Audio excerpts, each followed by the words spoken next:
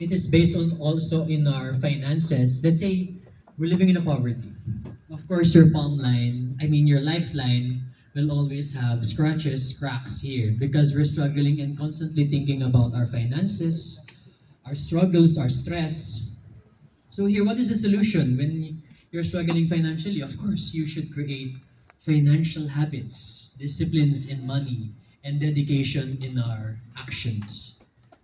So that is how palmistry, I mean, this is how the minor changes in the palmistry can create a small changes in our life. So let me ask you a question.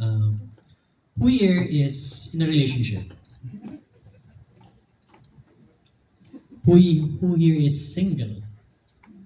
Okay, madaming single. Okay. Not sure. Okay, so dito sa here in the side of our palm, here specifically here, the pinky here, so there. That is called the marriage line.